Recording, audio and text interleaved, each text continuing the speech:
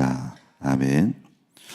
오늘 이 본문을 통해서는 여러분 이제 전가라는 말을 듣게 됩니다. 신학적인 용어로는 의의 전가, 재전가와 의의 전가.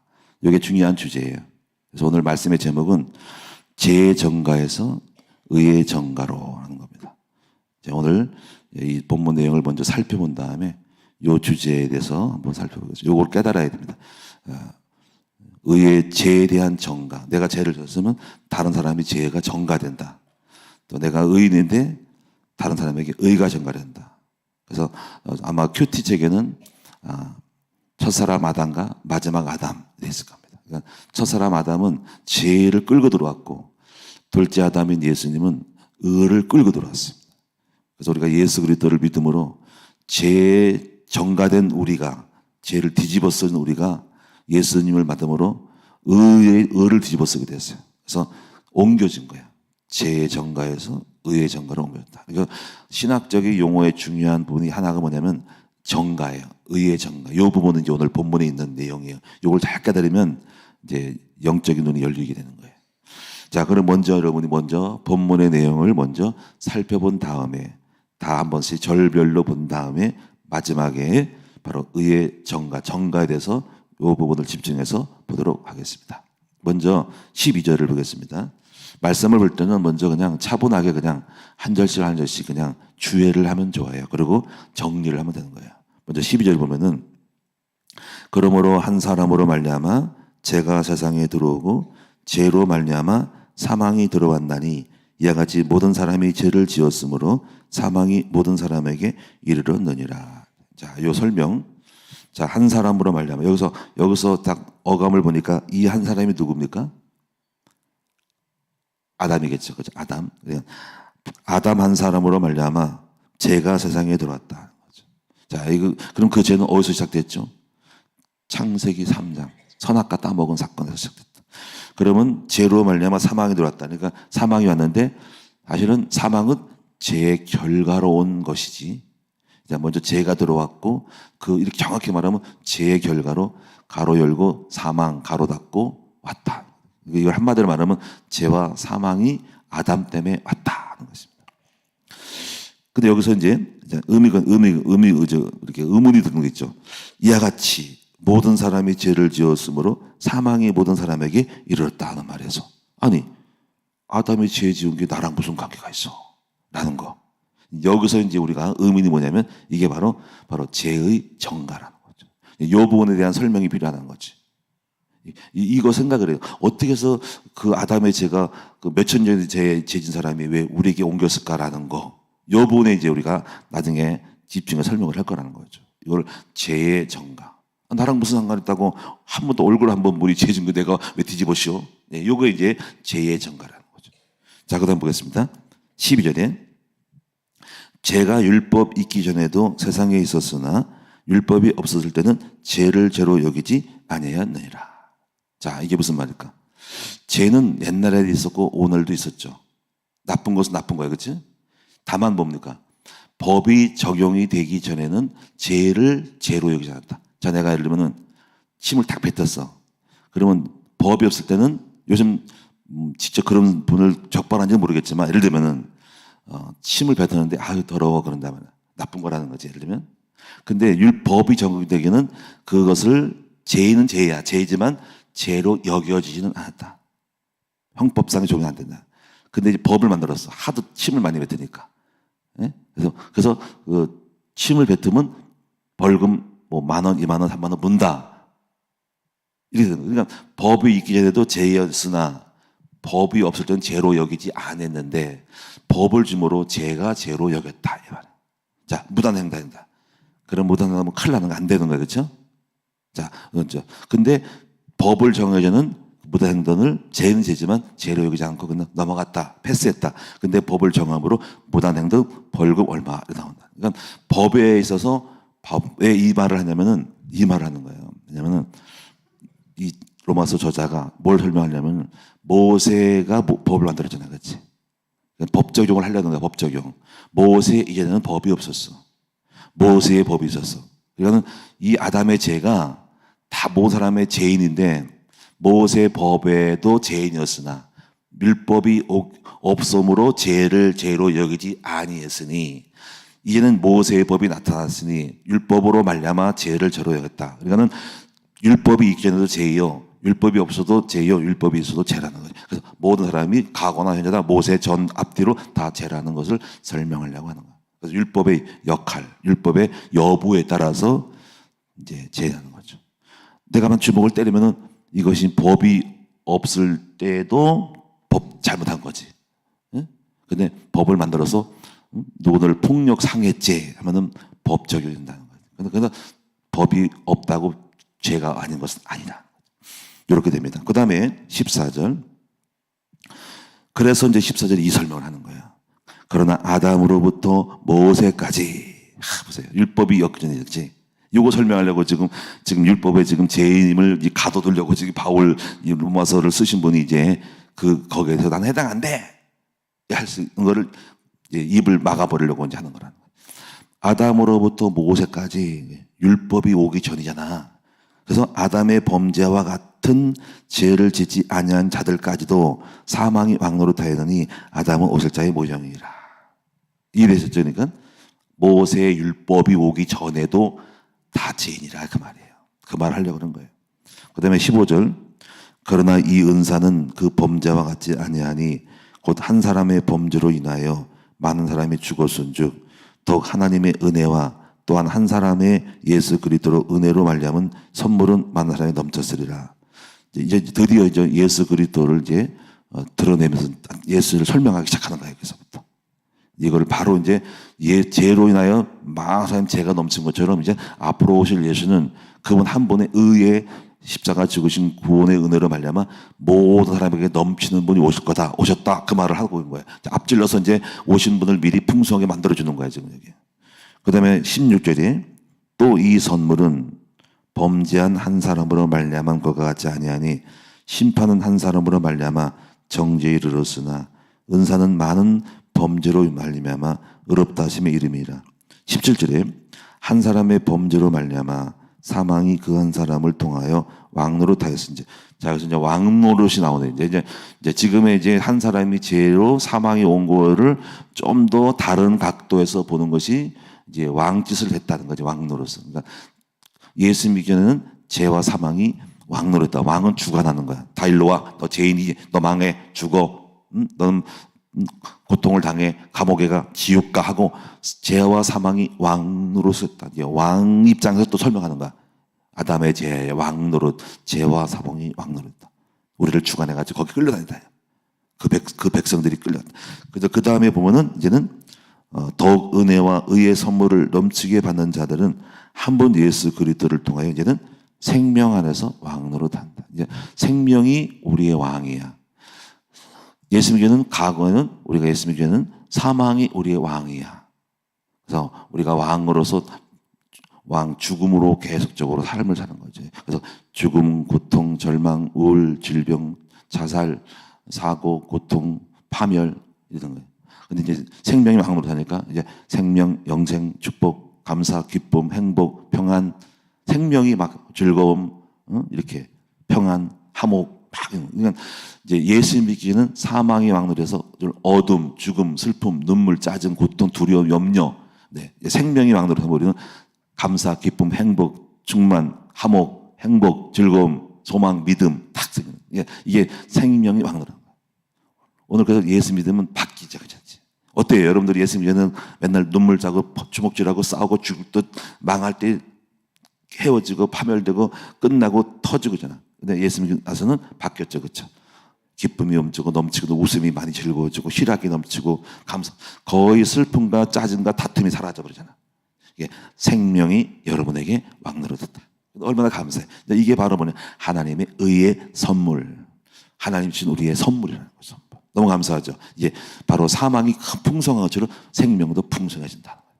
그 다음 보겠습니다. 18절에 그런즉 한 사람 한 범죄로 아담의 원죄의 범죄죠. 많은 사람이 정죄에 이른 것 같이 한 의로운 행위로 말미암아 사망 많은 사람이 의롭다 하심마다 생명이 이르느니라. 이게 지금 바로 첫 사람 아담과 둘째 사람 마지막 아담의 비유교를 하는 거예요. 비교.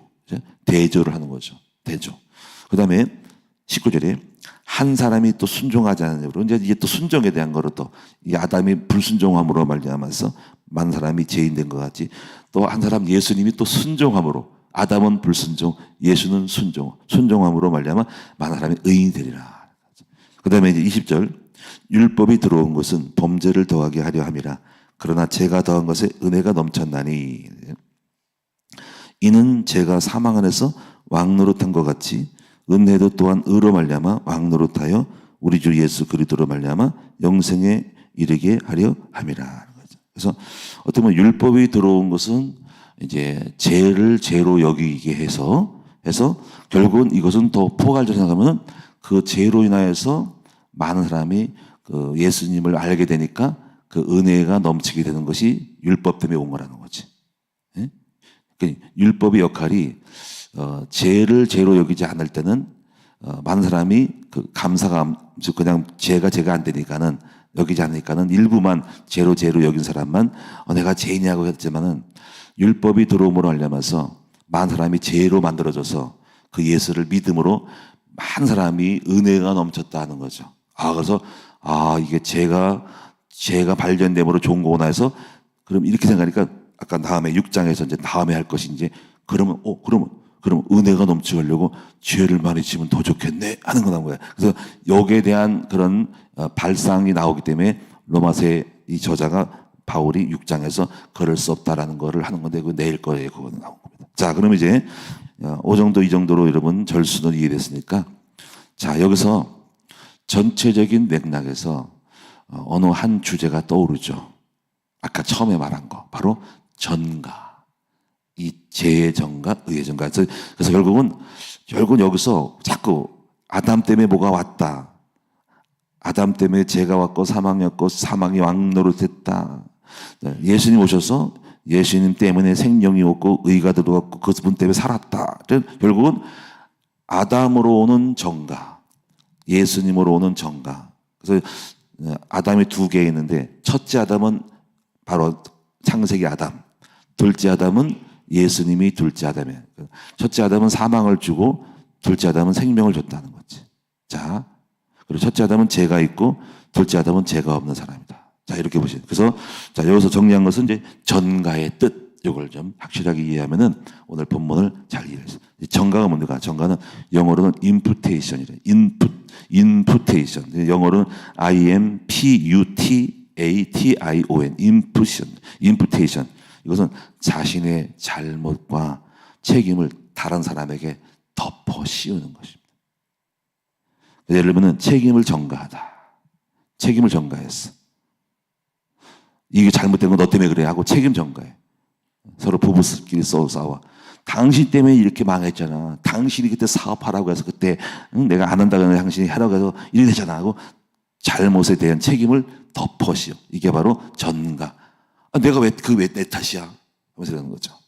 자, 이제 이 전가에 대한 거를 또 이해하는 것은 은행 담보 대출을 서류를 할 때.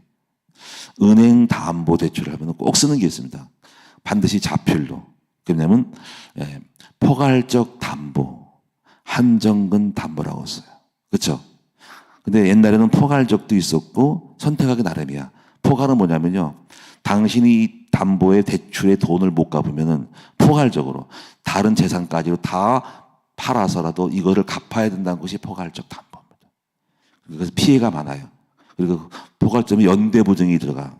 그 포괄점은 당신이 빚진 A가 당신이 빚진 못 진 거를 당신이 못 지면 연대 보증한 사람까지 그 재산을 압류해서 그 사람도 갚아야 한다라는 것으로 포괄적으로 만들어서 거기에 사인을 하는 거 다 걸려들어서 내가 빚진 못 진 거 보증서 가지고 요즘 보증이 별로 없어요. 그런 게.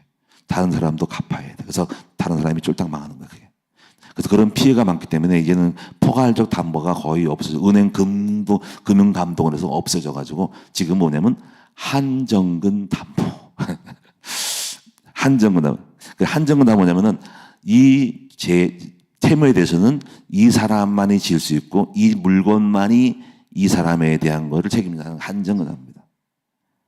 한정을 짓는 거야. 그래서 자필서 세워서 쓰는 데서 들었음, 영수함, 쓰었음, 받았음, 뭐 다 써나겠지. 한정근 담보라고 쓰세요. 담보에 몇 얼마를 20% 붙여가지고 또 금액을 써, 자필로.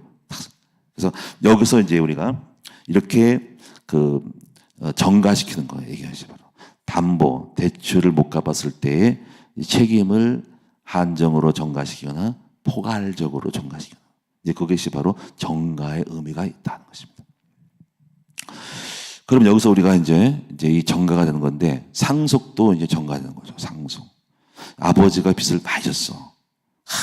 사업하다가 많이 망가지고 한 50억이 빚이 있어. 그러면 그 부채도 예, 책임으로 전가되는 거죠. 근데 감사해도 그것은 선택의 여지가 있는 거지. 만들어서 이 상속을 받을 것이 아니라 상속 포기각서 하면은 아버지 빚진 거 안 받아. 재산이 깡통이라. 그걸 왜 받아? 상속부 나눠도 없어. 그러면 안 받아고 하면은 포기각서하면 법은 그렇게 감사하게도 상속 정가가 안 되게 만들어 감사하죠. 예, 그래서 이 정가라는 의미가 그렇게 해서 그 정가를 할 것이 안 것인가 하는 거를 법적으로 정해놓는 거죠. 근데 여기서 그건 그렇고 일반적으로 정가를 설명하는 거고, 자, 여기서 이제 재정가가 있다. 재정가. 아니, 아담이 죄진 것이 왜 우리가 죄이냐 이거죠. 이걸 설명하는 방법은 이렇게 설명하죠. 예를 들면 우리 아버지가 노예야.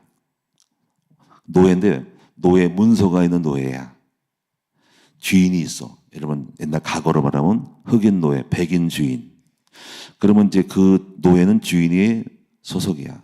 어디서 사가지고 왔어? 자기 재산이야. 그러면 이거 보세요. 그 노예가 자식을 낳잖아요. 그 자식도 주인의 소유예요. 그 놈도 노예예요. 자식도 노예예요. 그럼 보세요. 그 노예가 후손을 번성했어. 아니면 또 어떻게 처벌 둬가지고 그럴 수는 있을지 모르겠지만 그 노예가 100명을 닭이 당대 100물. 그 다 100명 자체가 다 노예 자식이야. 근데 노예 자식들이 계속 또 후손을 이어받아. 자식을 낳고 그 주인 밑에 있어. 계속 몇 대를. 그러면 그 금액이 1000명, 10,000명이라도 다 노예 자식이야. 주인의 소유라니까. 그러니까 우리가 지금요, 아담의 우리는 후손이야.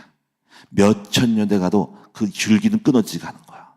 그래서 우리의 조상님, 원조상님은 아담 때문에 우리 모든 아담의 죄와 사망의 원죄가 계속 1대, 2대, 3대, 4대, 5대, 6대, 7대, 8대, 9대, 100대, 1000대 넘어가면서 또 앞으로 우리가 예수를 안 믿으면 우리 자식까지도 언제가 계속 쭉 가는 정가가 된 거라는 거예요. 그게.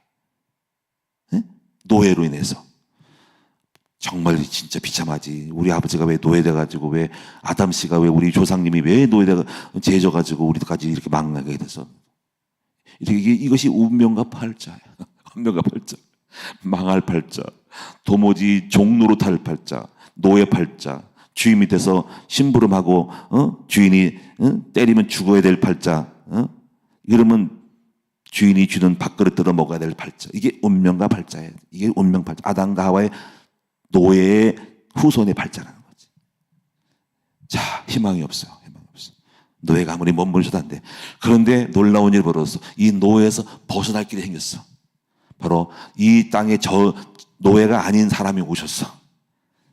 죄와 저주가 없는 분이 한 분이 나타나셨어. 하나님이 보내주셨어. 그분이 누굽니까? 바로 예수 그리스도예요. 그래서 하나님 보내신 예수 그리스도 통해서 아담의 노예 혈통이 아닌 새로운 혈통을 만들어 주시려고 땅에 오셨어.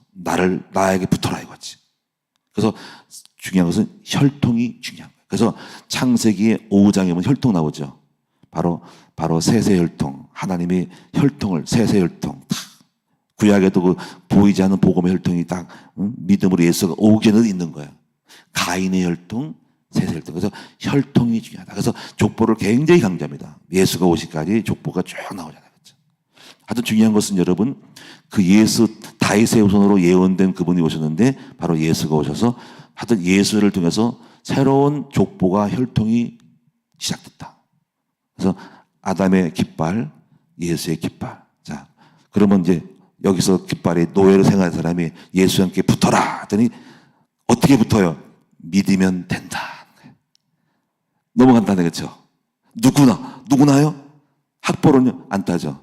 연령은 안 따져. 못생기면 안 따져. 잘생긴 못생겨도. 노인, 나 죄인인데 관계없어. 누구든지 믿기만 하면 붙어라. 그러면 예수에 붙으면 예수 족보의 혈통으로 바로 생명의 혈통이 시작되는 것입니다. 그래서 믿음은, 교회는 사망에서 생명으로 옮기는 거지, 사망에서 벗어나는 게 아니라 검은 얼굴을 갖다가, 피부를 갖다가 지우는 것이 아니라 그냥 갈아타는 거야. 버스를 갈아타는 거야. 죄와 사망의 저주의 열차에, 지옥행 열차에서 예수님이라는 다리를 놓고 브릿지, 그래서 건너뛰는 거야. 그게 바로 예수 그리스도를 믿고 영접할 때 옮겨 타는 겁니다. 그러므로 저와 여러분들은 이제 어떻게 됐습니까? 바로 이제 의의 정가가 되는 거예요. 한 번 예수로 말미암아 생명이 우리 속에 들어오므로 우리 생명의 씨앗이 와서 우리가 이제 생명의 씨앗으로 정가돼서 우리는 영생이 되는 것입니다. 할렐루야. 이것이 바로 하나님의 선물입니다. 그런데 이제 문제가 뭐냐면 조금 더 이거를 좀 설명을 해야 해. 복잡해. 바울이 생각하니까 못 알아듣는 것 같아, 이게. 죄와 사망의 생명의 그 아담에서 예수님으로 갔으니까 이걸 어떻게 설명할까 하는 거예요. 그래서 이 바울 선생님께서 이 설명하려고 또 오늘 성경에 또 갖다 놨어. 자, 그걸 보겠습니다. 이게 언제 갈지 모르지만 7장으로 넘어가는데 제가 좀 간단히 해볼게요. 7장 1절, 3절. 7장 1절, 3절하고 이제 마칠 거예요, 이제. 자, 이거 읽고 제가 이제 참 이게 말씀 로마서를 읽으면서 참 감동을 받고, 굉장히 영적인 합리성, 굉장하다, 합리성. 그냥 확신하게 되는 거예요. 자, 로마서 7장 1절, 3절 다 같이 읽어보겠습니다. 시작. 형제들아, 내가 법하는 자들에게 말하노니 너희는 그 법이 사람의 살 동안만 그를 주관하는 줄을 알지 못하느냐. 남편이 있는 여인이 그 남편 생겨내는 법으로 그에게 매인바되나 만일 그 남편이 죽으면 남편의 법에서 벗어나느니라. 그러므로 만일 그 남편 생견에 다른 남자에 가면 음녀라. 그러나 만일 남편이 죽으면 그 법에서 자유에게 되느니 다른 남자에게 갈지라도 음녀가 되지 아니하니라. 바울이 지금 어떤 것을 설명하려는 거죠? 자, 두 남편 비유를 통해 하는 거죠. 그러면 우리는 아담 하와 때는 우리는 어떤 남편에게 묶여 있었을까요? 바로 죄와 사망의 남편에게 묶여 있었다. 그래서 그 남편을 벗어날 수가 없어요. 남편이 끝나야 돼. 죄와 사망이 끝나야 돼 갈 수 있는 거지. 그렇죠? 그래서 벗어날 수 없는 거예요. 근데 그러면 여러분 이제 이걸 비유로 들어서 어떤 여인이 남편인데 이 남편에게서 벗어나려면은 두 가지 방법이 있습니다. 그리고 다른 남편에게 시집 가려면 이 남편이 악독해. 새로운 남편에 갈 때. 근데 마음대로 못 가. 방법은 두 가지. 첫째는 뭡니까? 남편 씨가 돌아가셔야 돼. 두 번째는 남편하고 법적으로 이혼해야 돼. 그렇죠? 그러면 이제 우리가 죄와 사망의 법을 무조건 벗어나야 되는 게 아니라 합법적으로 그 죄와 사망이 죽든지 남편이 사회와 사망에서 벗어날 수 있도록 해야 됩니다. 그래서 예수께서 오셔서 십자가의 대가를 치름으로 죄와 사망의 법에서 이거를 다 보상을 해서 그 법에서 보상해서 풀어주신 거예요. 그걸 대속이라고 하는 것입니다. 그래서 예수님은 전 남편, 죄와 사망의 남편에서 벗어날 수 있는 길을 열어주시고 그리고 새로운 남편에게 나한테 올 수 있는 길을 열어주셨어요. 이걸 제시했어요, 우리에게. 누구든지 나 예수가 십자가에서 너의 모든 죄와 사망을 다 해결했는데 그리고 그것을 해결해서 내가 이제 예수님을 믿으면 하나님의 자녀로 새로운 생명을 주는 길을 만들었으니 너희는 어떻게 할래? 하고 제시를 했던 겁니다. 로마서 20장 9절에 하면 누구든지 이 그리스도께서 우리 죄를 위해 죽으신 것을 네 마음에 믿으면 구원을 받는데 이것을 받아들이면 마음에 시인하면 인정하고 시인하면 구원을 받으니 사람이 마음으로 믿어 의에 이르고 입으로 시인하여 구원에 이른다는 거죠. 그것은 영접이 굉장히 중요하다는 거예요. 영접. 영접은 단번에 일어나는 사건인데 여기서 그 영접하는 사인하는 순간 마음이 있는 순간에 그 순간에 법이 확 바뀌는 겁니다. 법 적용이 바뀌는 거예요. 전 남편에서 새 남편으로 확 바뀌는 사건이 영접입니다. 영접. 성령이. 그래서 일단은 뭐냐면 여러분이 그 사람이 어떤 상황이든 간에 영접부터 시켜야 돼요. 영접부터 시키면은 일단 교회 나오는 게 중요한 게 아니라 영접부터 시키면 새로운 남편이 들어오면은 그 남편이 교회를 끌고 오고 가는 거죠. 그래서 여기 무조건 교회 오려고 하지 말고 밖에서 무조건 영접시켜야 됩니다. 왜? 신분을 바꿔줘야 해요. 그러면 신분이 바뀌면 그 사람은 죄와 사망이 떠나가면서 생명의 역사에서 그 생명은 자기 짝을 찾게 오고 있어. 주님을 찾으러 오게 돼 있어. 예? 자기의 어필되는 만족되는 걸 찾아봐. 하나님 자녀이기 때문에 자식이 아버지를 찾고 깐난이가 엄마를 찾듯이 생명 가진 사람은 하나님을 찾게 돼 있어. 그래서 일단 밖에서 무조건 영접시키고 사망의 생명을 옮겨버리는 거예요. 성경을 읽으면 굉장히 재미가 있죠. 자, 오늘 확실하게 오늘 로마 7장 전남편 남편이 이해하세요.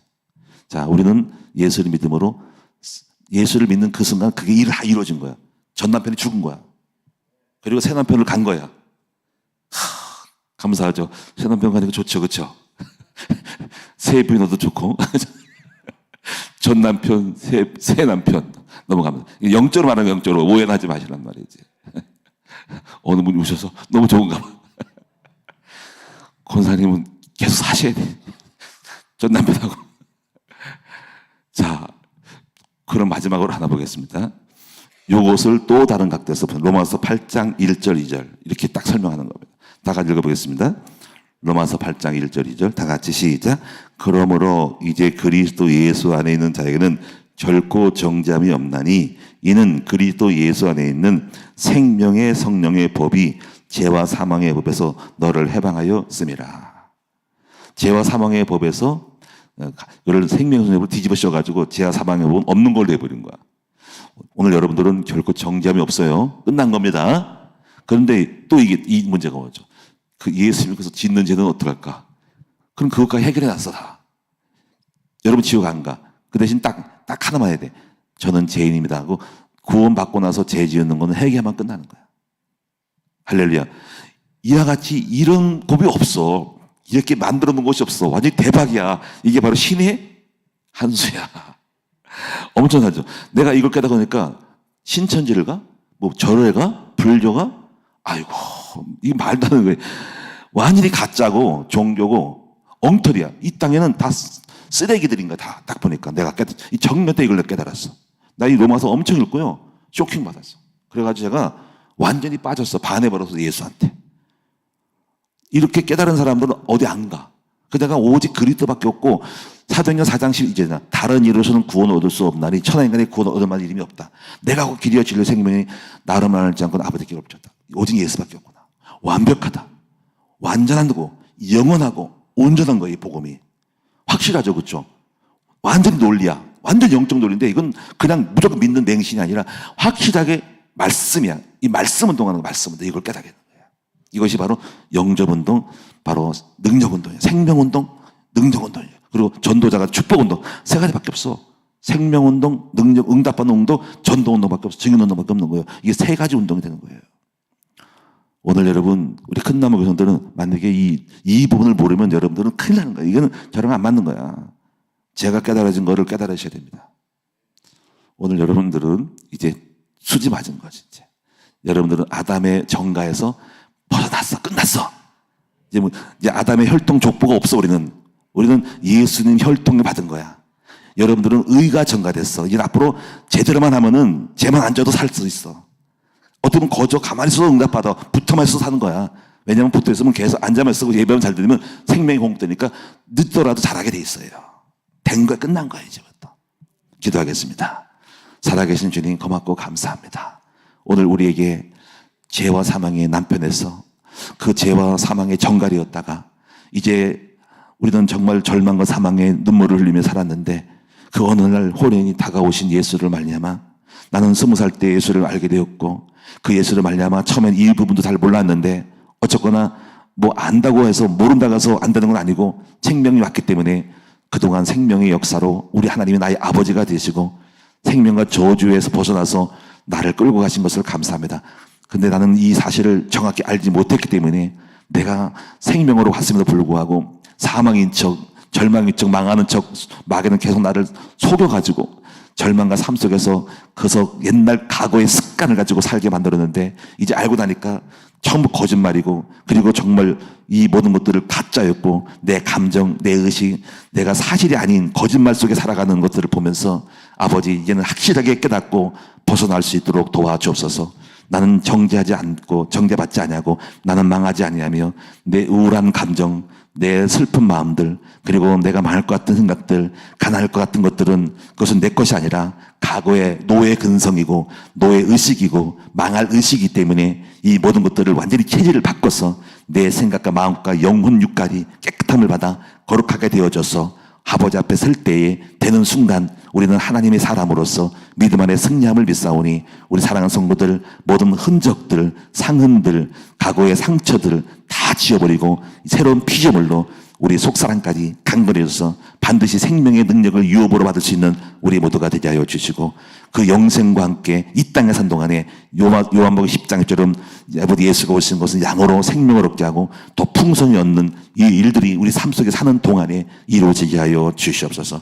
그러므로 오늘 이 마음에 오늘 기쁘고 감사가 넘치고 이 시간 하나님이 나와 함께 하시고 이제 난 절대로 저주 안 받는구나, 망하지 않는다, 이 확신 가지고 담대함으로 은혜의 보좌 앞에 나와 우리 아버지 앞에 아버지 하고 부르면서 하나님을 찾으러 나갈 때 하나님 내가 여기 있다, 내가 너를 내 축복하노라 하고 내가 찾을 때 우리 아버지가 오셔서 나의 모든 걸 구하기 때문에 주시기 때문에 담대함으로 오늘 앞에 기도할 수 있는 우리 모두가 되게 하옵소서. 절대로 묶이지 말고 자유함을 얻게 하여 주옵소서. 감사드리며 오늘도 예물 드린 종들에게 하늘의 복 땅의 복을 줄 것을 기대하면서 행복하고 살아가시도록 도와주시옵고 축복을 기대하며 하나님 은혜를 기대하며 오늘도 승리하는 우리 모두가 되게 하여 주시옵소서.